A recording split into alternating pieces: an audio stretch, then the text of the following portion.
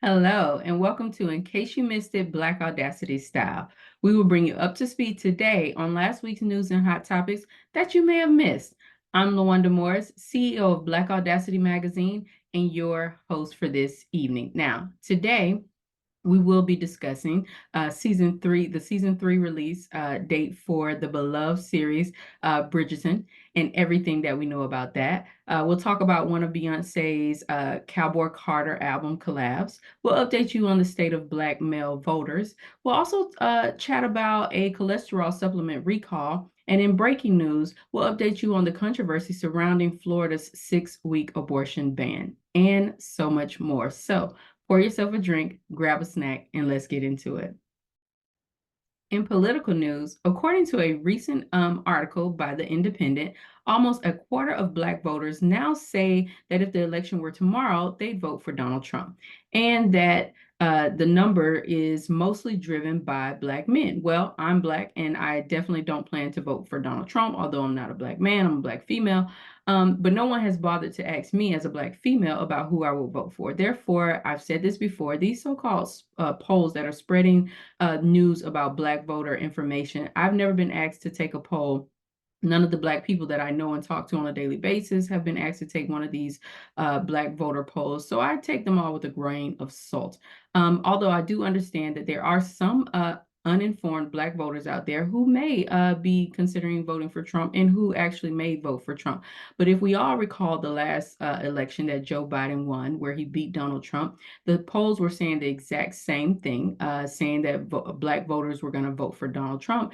And then lo and behold, the Black turnout overwhelmingly voted for Joe Biden, especially when it came to Black women. So Black women had to save the day then, will more than likely have to save the day in this year's election as well. So as I always say, hashtag vote or die. Now, on to sports news.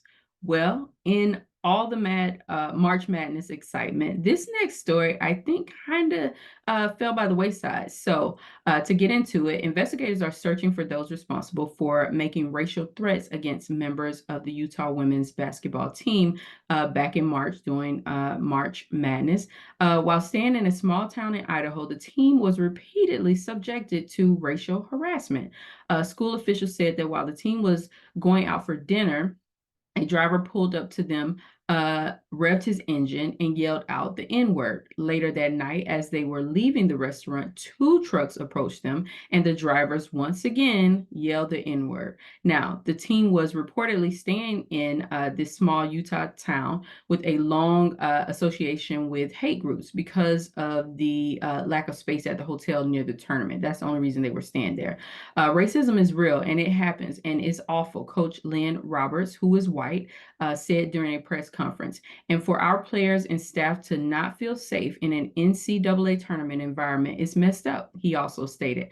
I agree, and I hope that they catch these guys and prosecute them to the fullest extent of the law. Racism does still exist, it has not gone away. As our Supreme Court has even falsely stated. So stay vigilant out there. If you see something, say something, because hate is hate no matter who it's against, and none of us should stand idly by when it happens to any of us. So say something. If you see something, say something. In some international health news, the recall of red yeast products linked to at least 5 deaths in Japan has some Americans questioning the safety of a range of dietary supplements containing the red yeast ingredient. Now, the recalled Japanese supplement is sold as a natural means of lowering cholesterol. The recalled product contains Benicougi, an ingredient derived from a species of mold.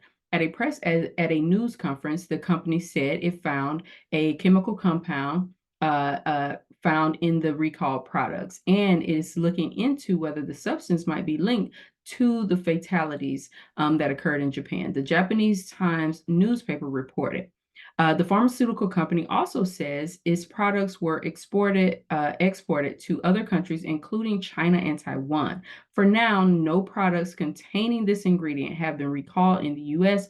or linked to health issues in the U.S., but we will keep our ear to the ground on this issue, and we will keep you posted should that status change. In celebrity news, Who doesn't love Bridgerton? Well, I sure do.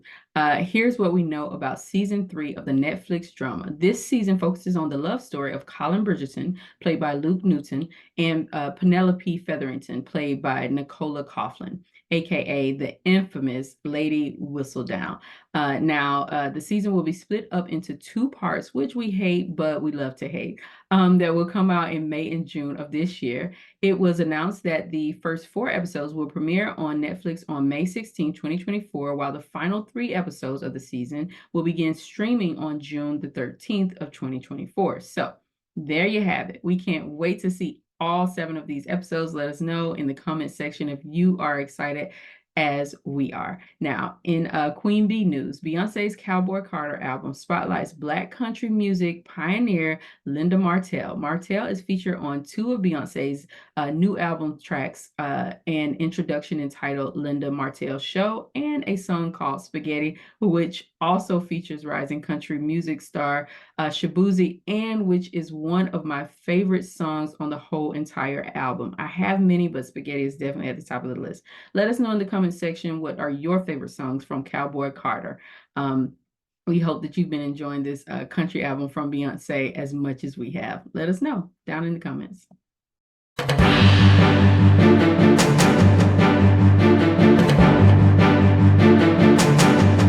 And in breaking news, according to a recent CNN story, Florida's 6-week abortion ban will soon become law, but voters will consider a constitutional amendment this fall. Now, let me explain. The Florida Supreme Court has paved the way for the state's 6-week abortion ban to take effect, while also allowing Floridians to decide in the fall whether to enshrine abortion protections in the state's constitution.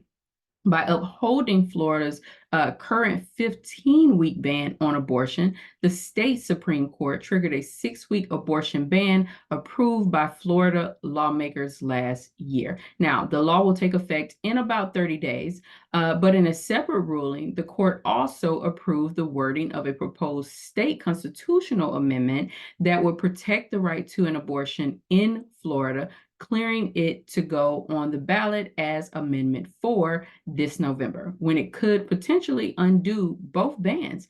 Constitutional amendments in Florida need the support of at least 60% of voters to be approved.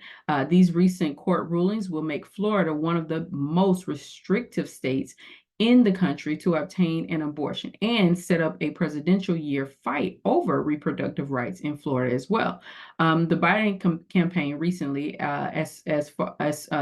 on Monday, April the 1st, cast Florida, a longtime swing state that has trended Republican in recent elections, as a winnable in November, as it seeks to mobilize voters around abortion rights.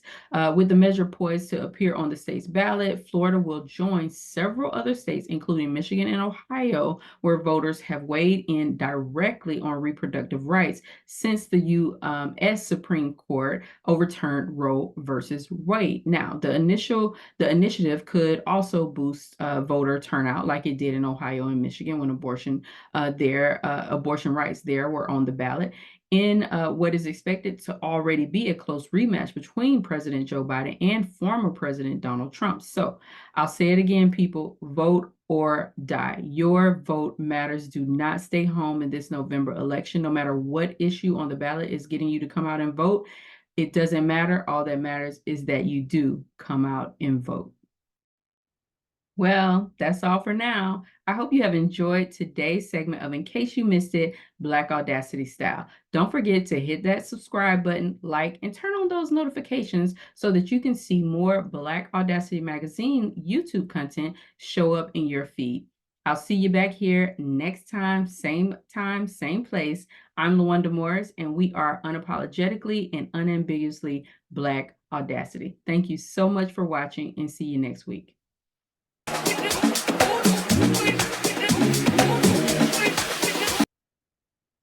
Thank you so much to our sponsor, ElDemi. ElDemi is your new way of living your whole entire best life, your new lifestyle brand, from a healthy body to glowing skin. ElDemi has what you need to get your beauty on track on the inside and out including getting your best body back before the summer arrives by visiting www.eldeme.com. That's eldeme.com, where you'll find everything you need to do just that. Eldeme, your new luxury lifestyle. And also, Eldeme is launching a brand new skin line called Black Skin Beauty. They will be launching their new line this April the 26th, on Friday, April the 26th. Be sure to check them out and to check out these new natural products at www.eldeme.com.